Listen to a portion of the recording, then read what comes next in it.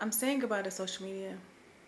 Here's why. So I've been feeling stuck for a little while, and I realized that I haven't been living up to my fullest potential, and social media has gotten in the way. I find myself scrolling instead of working on my goals, and this new year, we not having that. We not having that. So I'm going on a 30-day social media cleanse. No Instagram, no Twitter, never had a TikTok. Facebook got hacked last year, so I don't have that anymore. And taking the time to really center myself. I feel like social media, there's so many thoughts. There's so many thoughts when you're scrolling, you're consuming another person's thoughts, another person's energy. And I just need a break from that. I need to step away. I need to find my own energy, my own center. And so I made a decision to get off social media for 30 days, cleanse my palette, you know? And when I come back, I'm gonna be muting or unfollowing a lot of people. If their content is not fulfilling me, sustaining me, or putting me on the path of my purpose, I have to mute. I just don't have time for any extra noise. I'm focused. That's another word of the year, focus. I'm zeroing in on my goals and my dreams and my purpose, and I just don't have time for the other stuff. So it is what it is. But I look forward to this cleanse, this social media cleanse. I have some books that I want to read and reread, which I'll be doing that. And I'll also just be playing with my inner child, getting myself together, finishing up this screenplay. And what kind of inspired this social media fast is this book. You see little tabs, but Woman Evolve. This was very life-changing for me, and the last chapter is called Wild Woman. I want to read a couple of passages from the book. This one here is, and I feel like this really touches upon manifesting. She said, "There's a place on earth that has been reserved with your life in mind. Your destination hasn't been canceled, nor has it been denied. You have found your place once, but somehow lost your way. That place is still yours, and because you're still here, there's an opportunity for you to get back to your place and experience the life God had in mind when He created you." I feel like I have lost my way, and I feel like social media has something to do with it. And so I'm going to find my way back. No Beyonce.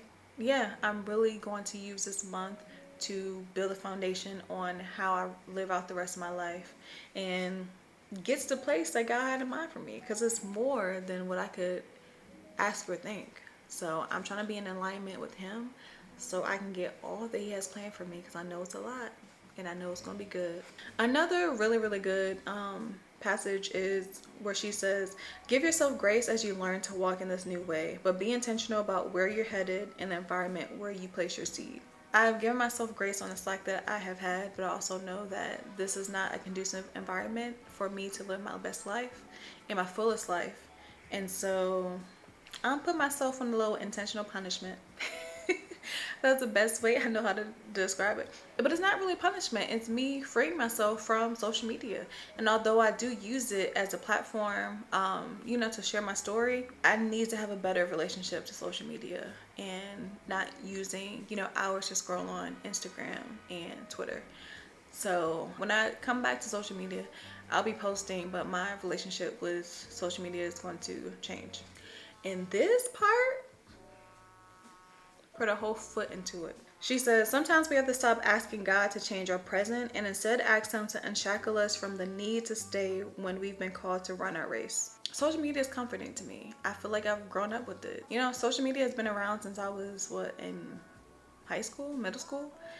So it's been a huge part of my life, or at least, half of my life. So it's comfortable for me. So are other things that I'm fasting from. Yeah, I'm doing just complete fast in January. Fasting from social media, fasting from processed sugars. Like, these are things that do not serve me and no longer serves me. It never truly did, but it did help me in my season of surviving. So I have to give myself grace on that. But this month of no social media is me protesting to God to unshackle me from these unfulfilling relationships that I have with these different things. And for you, that might be an actual person, that might be a place, that might be a vice, but whatever that is, in order for you to be your best self, you know that you have to let go of some things, and you're just gonna have to have a real conversation when you're ready. When you're ready, and this is not, everyone's journey is gonna be different. I'm not telling you to do it when you're not ready, but when you are ready, have a real conversation with yourself. And also therapy helps you get ready, but have an honest conversation with yourself. What do I need to let go of? What is not serving me in this new season, and this season that I'm trying to step into? And then go from there. Work, find your way back, find your way back to yourself. And this line, I feel like I'm going to have to meditate on this line to help me when I'm feeling weak and I want to hop on Instagram and I want to hop on Twitter. She says, when you step into your identity, some things can no longer have power over you. And I feel like it's come to a point, unfortunately, and I'm going to have to be vulnerable and transparent, that I feel like social media has had a power over me, and I really have to cut that. I have to cut that tie, period. I have to cut it. And so that's why, another reason why I'm doing this fast. Yeah, I'm stepping into this new season, and like I said before, this relationship I have with social media, it has to change. It has to change. It can no longer have power over me. And so I'm doing this fast to cleanse myself, break this tie, so it won't have power over me. And then this kind of just gave me like the motivation to like start. She said, girl, you got a world to change. You got a you to become, and a tomorrow waiting on you to get this show on the road. So my best self is waiting for me to catch up, period. And if I'm not doing what I need to do, if I'm not being consistent, if I'm not being disciplined, when am I going to catch up to her? Time waits on nobody. So do I want to keep being in this complacent space, having the same resolutions year after year? No. I'm ready to step up. I'm ready to step into what my tomorrow is, what my future me is. She's like, come on, girl. We've been here chilling. We've been here living a life. When you want to catch up? I'm ready to catch up. I'm ready to catch up.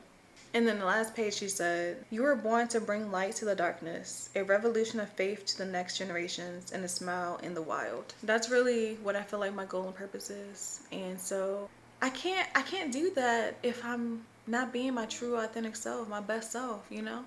I can't do that if I'm still playing scared and I don't think that I'm worthy and, you know, I'm insecure.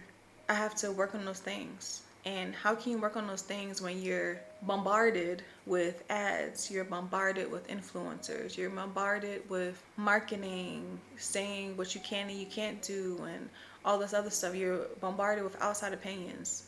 I need to get to me. I need to get to me so that I can be that for the world, so I can be that for myself. And so with that, going to go strong. I'm going to go hard on this social media break. Be safe, be sane, but be wild. See y'all next time.